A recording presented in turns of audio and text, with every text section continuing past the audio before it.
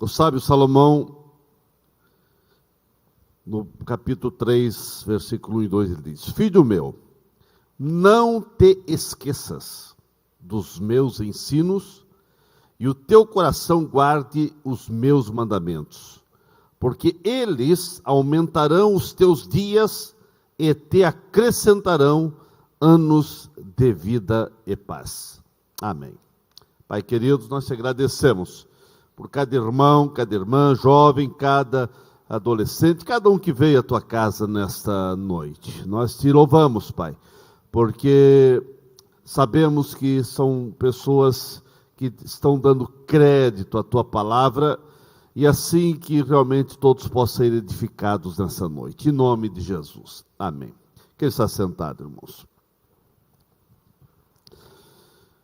Meus queridos, vendo Salomão dizendo: filhos meus, não te esqueça dos meus ensinos, e o seu coração guarde os meus mandamentos, porque eles aumentarão os teus dias e te acrescentarão anos de vida e paz.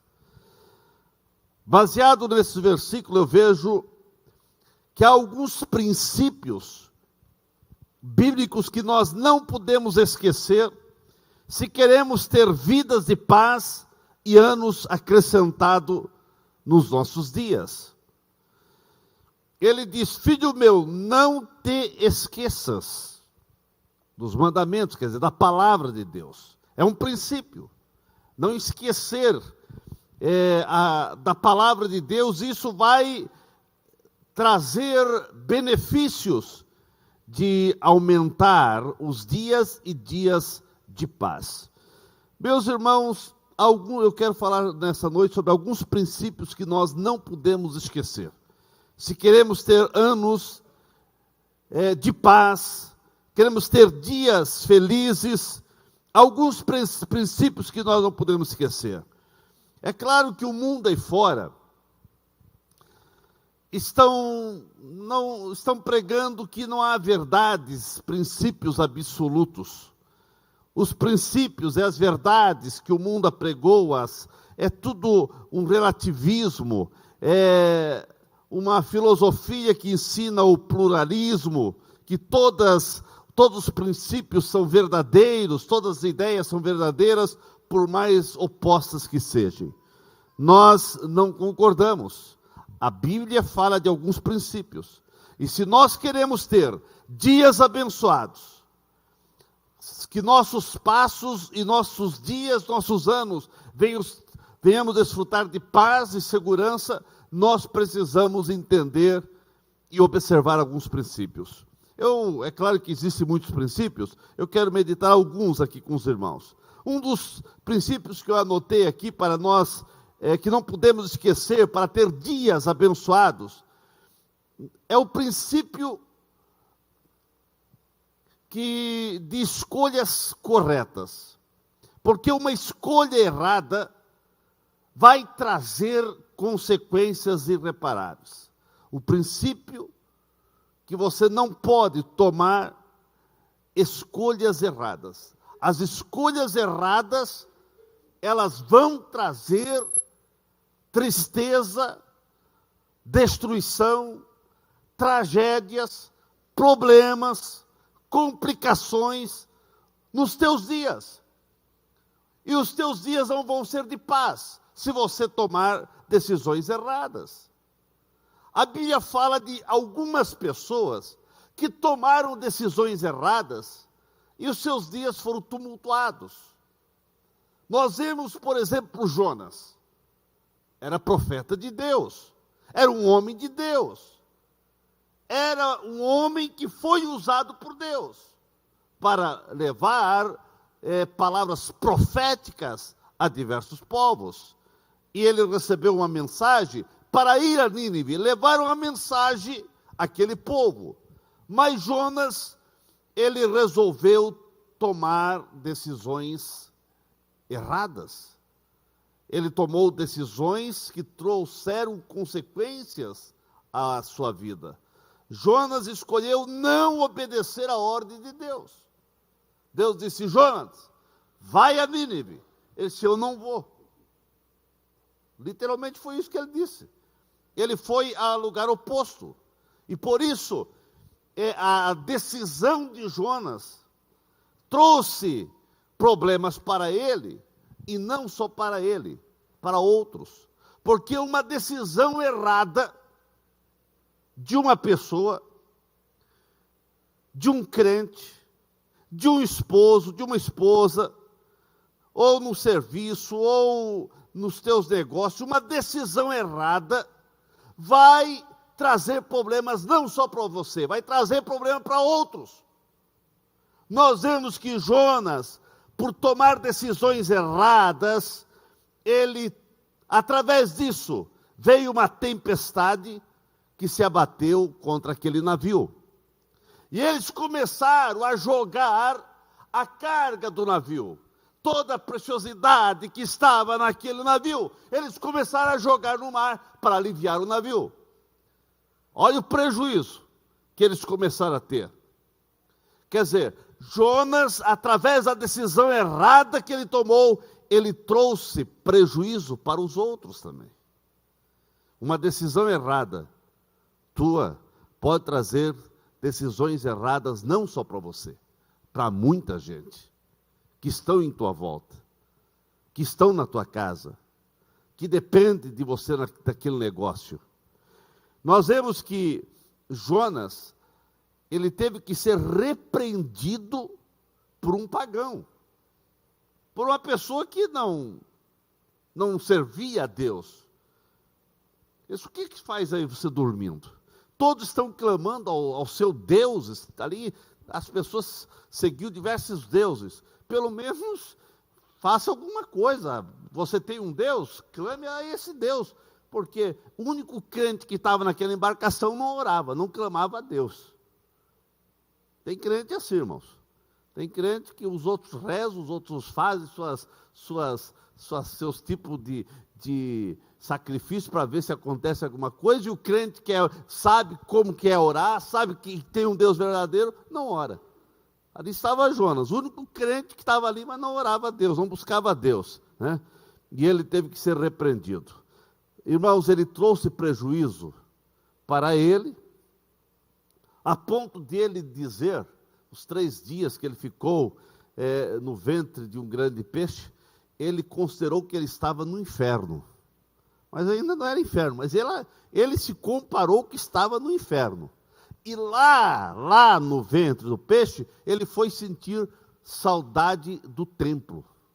Se irmãos verem a história de Jonas, ele foi lá, nós vemos que ele começou a orar e a clamar e sentir saudade da igreja, sentir saudade de... É assim muitas vezes, né? As pessoas brincam com Deus, não querem servir a Deus corretamente, mas quando estão na situação complicada da vida, muitas vezes daí lembram de Deus ou de buscar ao Senhor.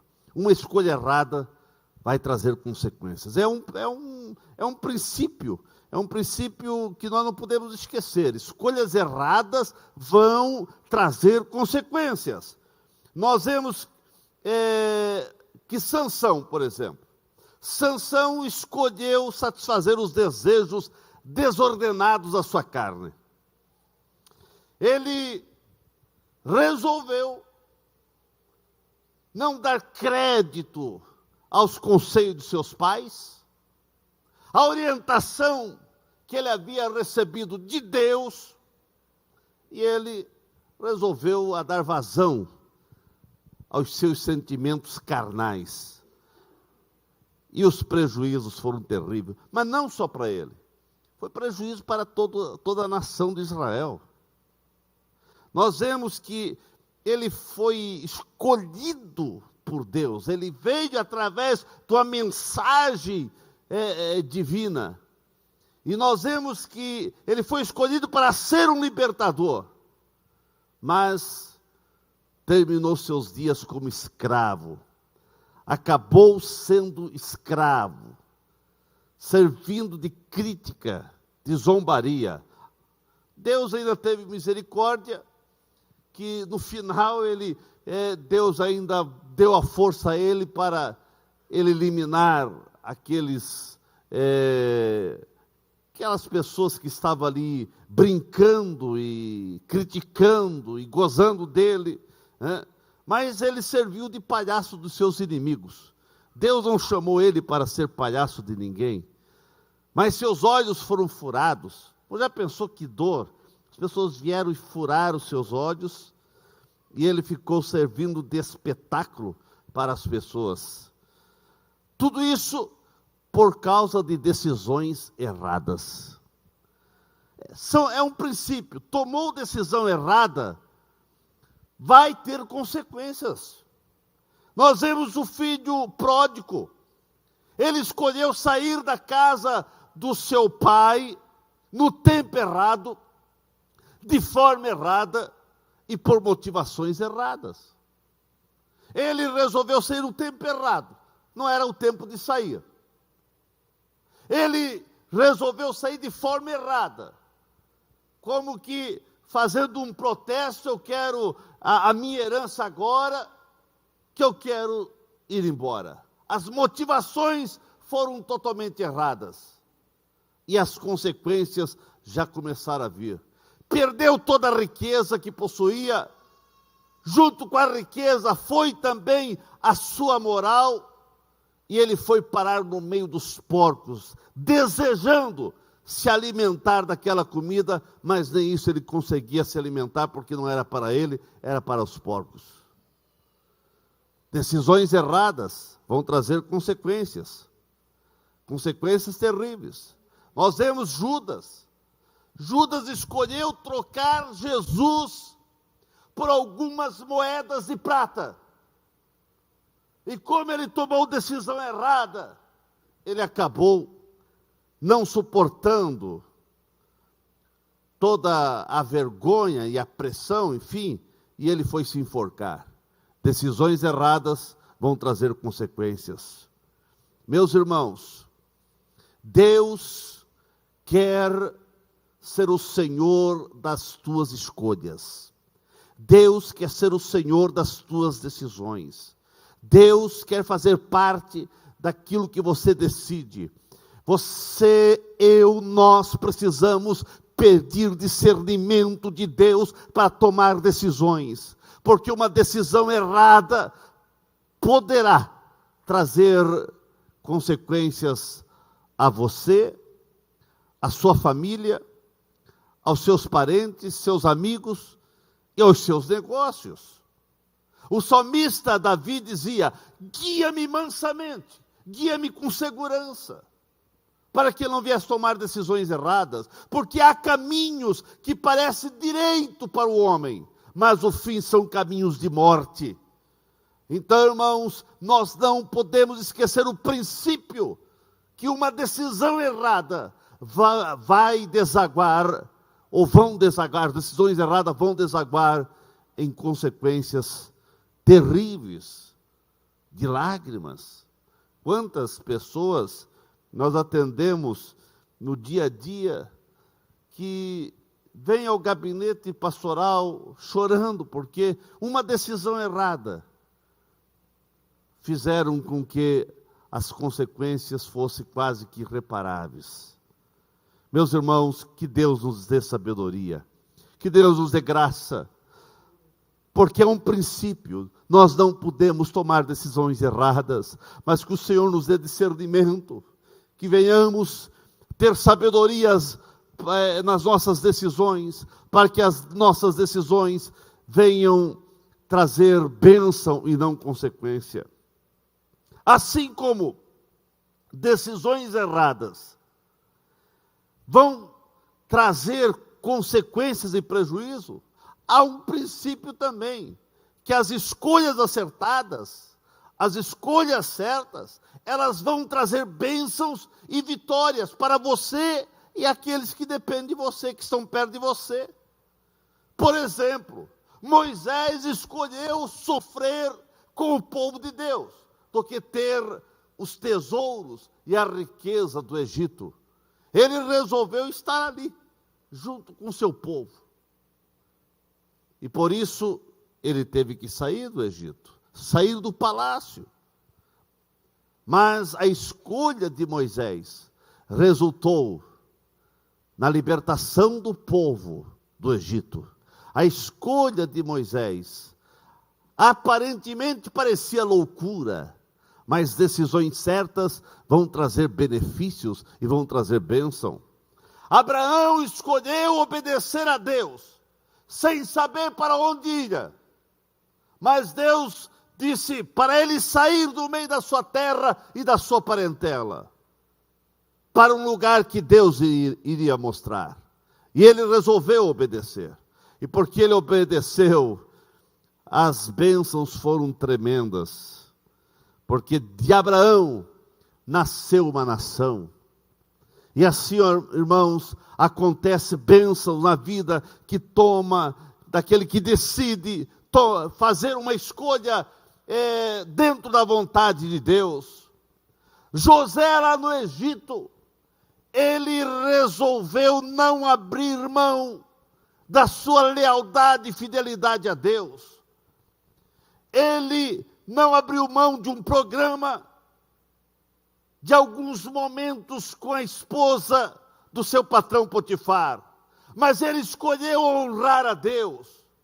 E como ele escolheu honrar a Deus, ser fiel a Deus, ser leal a Deus, ele se tornou governador do Egito, porque tomou a decisão certa. Decisões certas, decisões dentro da vontade de Deus, sempre vão desaguar em bênção e vitória. E que Deus nos dê sabedoria e graça, para eu e você sempre tomarmos as decisões corretas. Raabe escolheu proteger os espias de Israel. Ela poderia até ser, quem sabe, percebida pelos seus parentesco ou da nação, e até ser entregue ao rei, que ela estava guardando espias de Israel, mas ela resolveu proteger a si mesma, e ela foi salva com toda a família, porque ela resolveu escolher guardar os espias, proteger os espias. Daniel e seus colegas escolheram não se contaminar com a comida do reino, e assim foram abençoados em tudo. E Daniel se tornou um dos grandes conselheiros de diversos reis. Por quê, irmãos? Porque ele escolheu a decisão certa. Isaías, no meio de uma crise que o reino estava, no meio de uma situação complicada que ele estava também passando, no meio do luto, porque o rei, que era seu parente, havia acabado de morrer. No meio de crises, ele resolveu ir ao templo.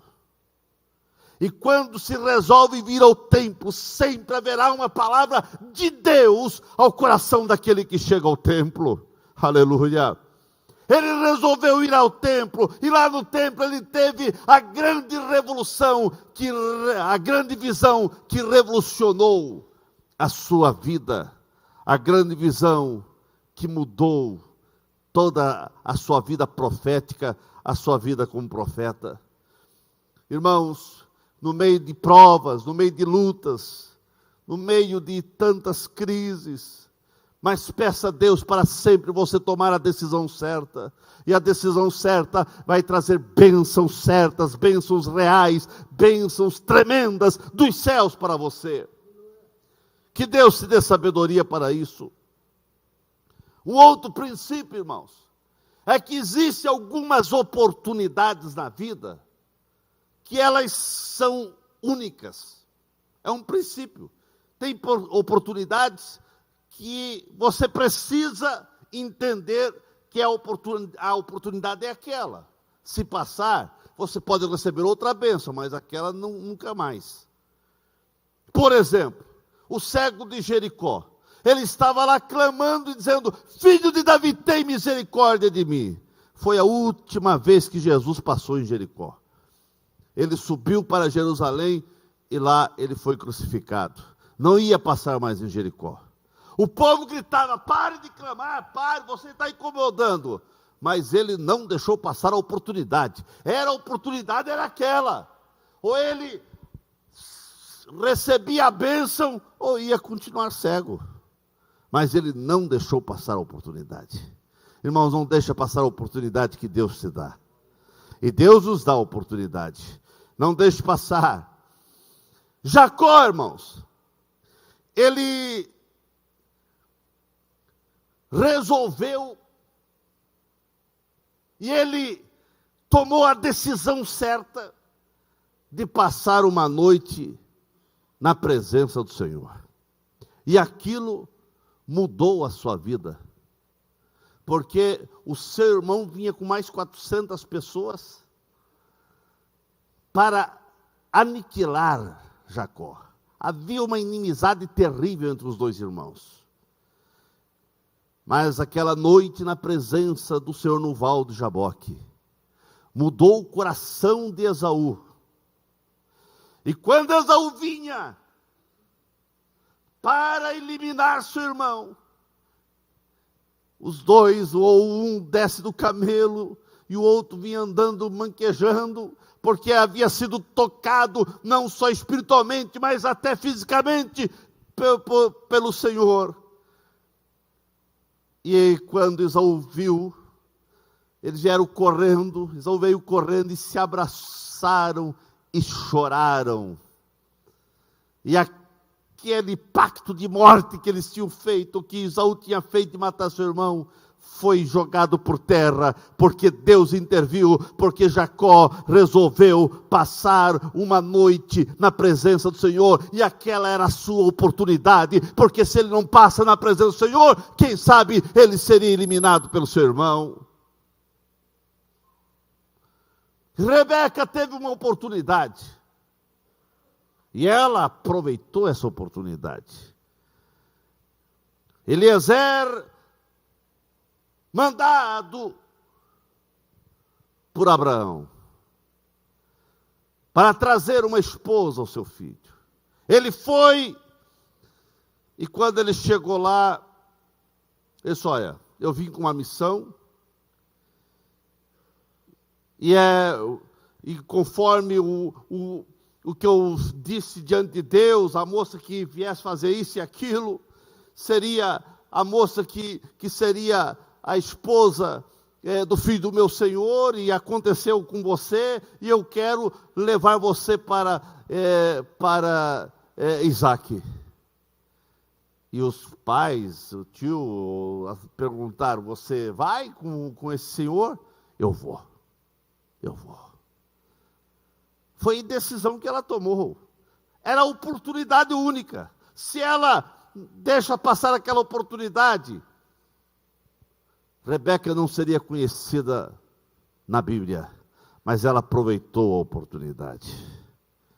Muitas pessoas não atingem o sucesso, ou não atingem intimidade com Deus, ou não atingem uma vida próspera espiritualmente, porque em algumas áreas da sua vida, deixam passar a oportunidade que Deus dá, deixam passar oportunidades espirituais, deixam passar oportunidades materiais, deixam passar oportunidades na vida do dia a dia. Irmãos, tem coisas que você não pode deixar passar a oportunidade, que quem sabe ela não vai voltar mais. Então você tem que ter discernimento e graça de Deus para aproveitar bem as oportunidades, porque existem oportunidades que são únicas na vida. Para ter convicção da vontade divina, da vontade de Deus, diante de algumas oportunidades que surgem, é claro que nós precisamos ter comunhão com Deus, e isso vem através da oração, através da meditação da palavra, através de uma profunda paz interior, que eu tenho como um forte testemunho da vontade divina. Quando você tem uma paz interior, se você não tem paz, há um incômodo. Não tome decisões precipitadas, mas se você sente paz, e na oração você tem aquela convicção, e na palavra você tem aquela convicção, não deixe passar oportunidades, porque elas, é um princípio, tem oportunidades que ela vem e não volta mais. Mas existe um outro princípio, que nós, principalmente cristãos, nós como crentes, temos que entender. E não podemos nos esquecer, como diz Salomão, não esqueça os mandamentos da palavra do Senhor. Há um princípio que você não pode esquecer, irmãos, a lei da semeadura. A lei da semeadura é infalível, quer dizer, não vai falhar. Por mais que você acha que vai falhar, mas a lei da semeadura vem. O semear é opcional. Você pode ter opção de semear ou não, mas o colher é obrigatório. Se você semeou, você vai colher. Meus irmãos, é impossível alguém colher laranja quando se plantou abacaxi. É impossível colher alguma coisa, se plantou uma coisa e colheu outra. Palavras faladas são como sementes que vão germinar. As suas palavras e as suas atitudes, elas são como semente que você está plantando e vai vir a colheita. Os nossos atos hoje, as nossas atitudes hoje, são sementes que vão frutificar coisas boas ou não. E amanhã nós vamos colher. O teu futuro depende daquilo que você está semeando hoje. Você até pode questionar, mas pastor, eu não plantei isso e estou colhendo.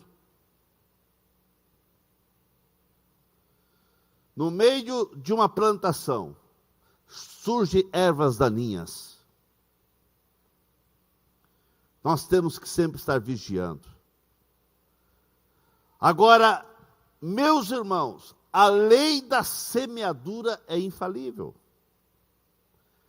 Por isso nós temos que ter muito cuidado naquilo que falamos, naquilo que imaginamos, naquilo que deduzimos, naquilo que nós estamos a fazer, porque as nossas atitudes hoje vão dizer o que nós vamos colher amanhã. Que você possa estar plantando coisa boa, que você possa estar semeando coisa boa, aleluia, e você vai colher coisa boa, irmãos. Mas não esqueça, a lei é um princípio, a lei da semeadura, ela vem. Então vamos lutar para sempre semear coisas boas. Meus irmãos, um outro princípio é que não basta, por exemplo, estar na igreja, é preciso ser igreja. Não basta você vir à igreja. Muita gente vem à igreja.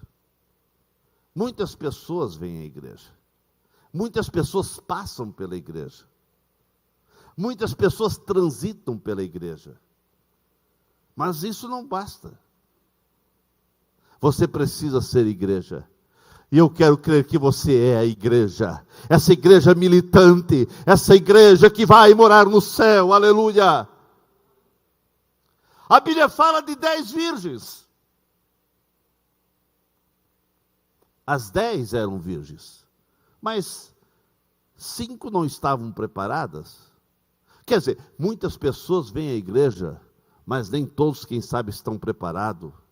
Marcas profundas há na vida de quem é igreja.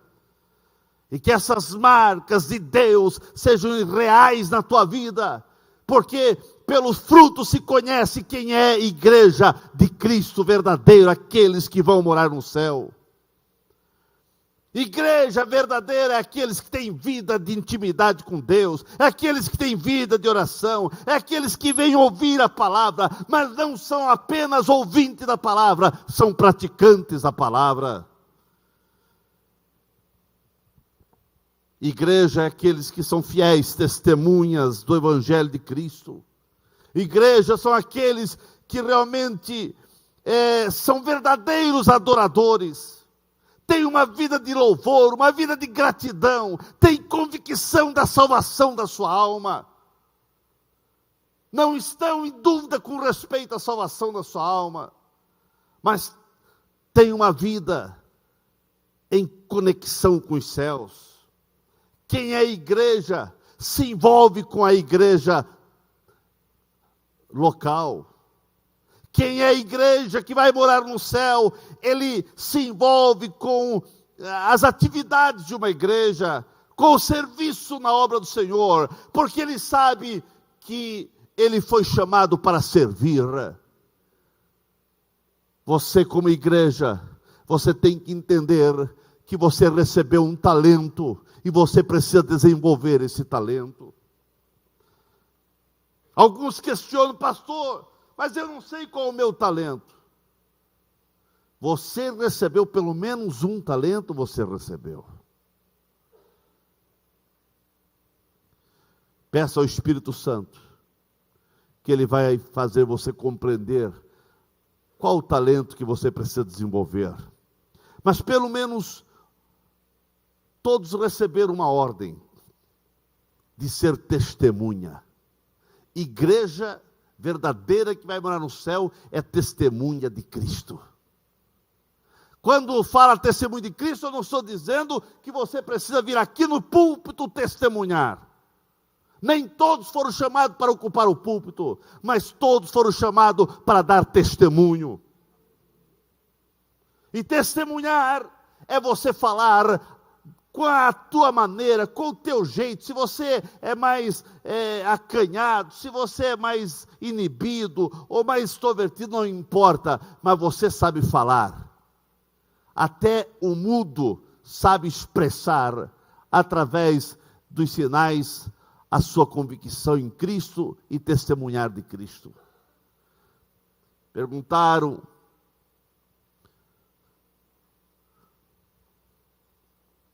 para um cidadão que foi curado pelo Senhor, um cego, mas quem é que te curou? Porque esse que estão dizendo que te curou, ele é isso, é aquilo. Olha, se ele é isso, se é o que estão dizendo, eu não sei, só sei dizer que eu era cego e agora estou vendo. Então, irmãos, quem recebe o toque do Senhor sabe testemunhar. Você recebeu a salvação de Cristo, você recebeu a salvação de Jesus, testemunhe dessa grandeza, testemunhe o que o Senhor fez na tua vida. Irmãos, é um princípio que você não basta vir à igreja, você precisa ser igreja atuante, uma igreja militante, uma igreja que está aí realmente atuando para que muitos outros possam ser igreja verdadeira e ir para o céu. Mas há um outro princípio, também verdadeiro, que Deus não desiste de você. É um princípio. Deus amou o mundo de tal maneira que Deus amou. Deus dá a segunda oportunidade. Você foi criado para louvor e glória do Senhor. Deus investiu o que tinha de mais precioso em você, que foi Jesus Cristo. O mais precioso, Deus já investiu para salvar você. Deus sempre está dando mais uma oportunidade. Ele deu para Jonas. Irmãos, Deus deu até para Judas. Porque quando Judas já tinha vendido Jesus pelas moedas, entregado para o pessoal, e quando eles vieram para o local onde Jesus estava com os discípulos em oração, quando eles vieram quando ele veio para trair Jesus, Jesus perguntou a ele, amigo, Jesus ainda chamou ele de amigo, dando mais uma oportunidade, dizendo, eu sei que tu estás me traindo, mas tu és meu amigo, eu estou dando mais uma oportunidade para você. Em vez de ele receber aquela palavra amigo, e pedir perdão e chorar, como fez Pedro, ele foi se enforcar. Recebeu a oportunidade, mas não abraçou a oportunidade. Deus não desiste de você. Não importa se você tem falhado, o que tem acontecido, não importa a maneira que você está levando as coisas de Deus, que deveria levar a sério. Mas eu quero dizer que Deus, pela sua infinita misericórdia, que ainda não acabou a sua misericórdia, a misericórdia do Senhor tem chegado até a mim e até você. E pela misericórdia do Senhor, Ele está aqui para te abençoar. Deus não desiste de você. Deus está aqui para te abençoar, para curar, para salvar, para alegrar tua alma, para intervir na tua família, para intervir nesta causa que você tem como perdida, nessa situação complicada que você está passando. Saiba que Deus não está alheio ao que você está passando, Ele está olhando para você. Mas também há um outro princípio que nós não podemos esquecer, que é a evangelização dos povos. Isso é uma tarefa da igreja. Foi Cristo, é um princípio que Jesus deu à igreja, e de pregar o evangelho a toda criatura. Ser-me-eis testemunhas em todos os lugares. Fazei discípulo em todos os lugares. É um princípio que nós não podemos esquecer. Se a igreja está aqui na terra ainda, é porque nós precisamos colocar em prática esse princípio de anunciar as boas novas. A evangelização deve ser prioridade no dia a dia, na vida de cada crente. A prioridade de cada crente, irmãos, é evangelizar. É falar do amor de Cristo. A evangelização não é uma opção, não é uma escolha, é uma ordem. Você não tem escolha. Deus, Cristo deu uma ordem para a igreja: ide e pregai, ide e anunciai, ide fazer discípulo. O fazer discípulo, irmãos, não é uma opção. Eu não quero fazer discípulo, eu não quero evangelizar. Nós não temos essa opção. Nós recebemos uma ordem: ide e fazei discípulo. Ou você cumpre a ordem, ou você está desobedecendo uma ordem que o mestre deu para mim e para você. Não evangelizar é uma declarada infidelidade. O não fazer discípulo é uma desobediência à ordem do nosso grande mestre. Mais triste do que a condição dos perdidos é perceber a apatia, a indiferença de muitos crentes em relação aos perdidos. Meus irmãos, você não pode ficar indiferente em relação aos perdidos do mundo, os perdidos da terra, aqueles que estão sem Cristo. É tempo de sermos curados dessa esterilidade que se abateu no meio da igreja. Irmãos, passa anos e vem anos, e muitas vezes permanecemos os mesmos. Não ganhamos ninguém para Cristo, não convidamos ninguém para vir à igreja. Pelo menos, se você não consegue falar corretamente acerca da salvação, pelo menos convida essa pessoa para vir à igreja, e aqui o Espírito Santo vai convencer, e aqui o Espírito Santo vai fazer a obra. Irmãos, você já ganhou alguém para Jesus? Você já trouxe alguém à igreja? A evangelização é uma tarefa inadiável. Você não pode adiar para outro dia. Tem que ser hoje, porque amanhã pode ser tarde. Você também não pode transferir para outro, é uma tarefa intransferível, porque todos nós temos a incumbência de levar Jesus às pessoas. Você não pode transferir essa responsabilidade ou esse ID de Cristo apenas aos pastores, a eles que ganham da igreja. Não, é uma tarefa para você, para nós, para todos. Essa tarefa foi entregue à igreja e o Senhor da igreja está cobrando de nós. Irmãos, o certo era cada ano a membresia precisava dobrar. Cada ano nós teríamos que ganhar uma pessoa para Jesus, consolidar essa pessoa em Cristo, discipular essa pessoa, ver essa pessoa consolidada na fé, ver essa pessoa se batizando e dando os seus frutos. Mas, muitas vezes, passa anos, e alguns até uma vida toda, e não consegue ganhar alguém para Jesus. O outro princípio, irmãos, é que Deus conta com você para realizar os seus propósitos neste mundo. Deus não vai realizar os seus propósitos aqui na terra através dos anjos. Deus não vai realizar os seus propósitos, que o propósito principal do Senhor é a salvação do mundo. Deus não vai fazer isso através dos anjos. E nem através de outro meio que não seja você.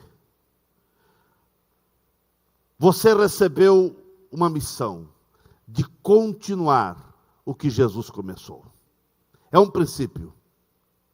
Jesus deu esse princípio aos seus discípulos. Ide e fazei. Irmãos, a vida é curta demais para ser desperdiçada. A nossa vida para essa terra é muito passageira. Nós somos como uma nuvem, como um vapor que aparece por um pouco e logo se desvanece. Ou nós vamos viver nossos dias bem vividos, fazendo algo para o Senhor, ou o tempo vai passar, como disse o sábio Salomão, antes que os maus dias cheguem. Antes que chegue o dia que você não vai poder mais fazer mais nada. Então, irmãos, a vida é curta e você precisa aproveitar muito bem. Aproveite investindo no reino do Senhor. Irmãos, Deus conta com você para realizar os seus planos, seus propósitos. E para isso, Ele derrama o seu poder, a sua graça, a sua unção sobre a igreja. O poder de Deus, a unção de Deus, a graça de Cristo é derramada sobre quem? Sobre a igreja, sobre você. O reavivamento que você deseja que aconteça na igreja, esse avivamento que você ora, Deus, aviva a tua igreja. Deus, manda um avivamento à igreja. Tem que começar por você. Se todo crente orasse, Deus, aviva a minha vida, nós teríamos uma igreja mais avivada. Mas é que muitas vezes nós oramos, Senhor, aviva a tua igreja, aviva a tua obra, só aviva os outros. E você? Alguns dizem, a igreja não é mais a mesma. Antes a igreja orava. E por que não ora mais hoje? Porque você deixou de orar. Se todos começarem a orar um pouco mais, nós vamos ter uma igreja que ora. Porque muitos da igreja não ora mais, mas começa a olhar para a tua vida. Você está orando como você orava antes? Ou quem sabe você nunca chegou a orar como os outros oravam? Irmãos, você precisa entender que o avivamento vem através de você. O que Deus quer fazer na igreja é através de você. Começa por você. As mudanças que precisam acontecer dos céus no meio da igreja, começa por você. Deixa Deus mudar a tua vida. E Deus mudando a tua vida, a igreja será mudada. Comece a orar e a igreja vai orar. Comece a deixar o Espírito Santo agir mais na sua vida E você vai ver que isso vai acontecer também na vida dos outros, porque tudo começa conosco, com você. Irmãos, você tem que entender que todo cristão é um verdadeiro sacerdote. Todo cristão é um verdadeiro, aquele sacerdote que deve estar ali fazendo o papel de interceder, de clamar. Então, em resumo, você tem que entender que pela infinita misericórdia de Deus, por um lado nós não somos nada, por um lado nossas fragilidades são terríveis, mas Deus resolveu investir em você. Deus resolveu se engraçar com você. Deus resolveu escolher você. Deus resolveu contar com você. Em resumo, você é importante para Deus. Você é importante para Deus. É um princípio, você é importante para Deus. Porque os anjos queriam fazer esse papel de evangelizar e de fazer a obra de Deus aqui na terra, mas não foi dado a eles. Esse princípio é dado a você, porque Deus se importou com você. Você é tão importante que você custou um preço incalculável, o sangue de Jesus. Ficamos em pé nesse momento. Outro dia falaremos sobre outros princípios que precisamos observar, que não podemos esquecer. Como diz Salomão: filho meu, não te esqueça dos meus ensinos.